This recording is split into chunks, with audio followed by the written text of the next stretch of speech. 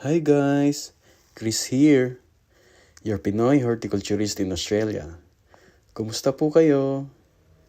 Hindi po muna about landscaping ang video natin for today because I am featuring on how to maintain an overgrowth and neglected lawn and transform it into a more presentable backyard garden. Join me and please finish watching this to see the garden transformation. Enjoy!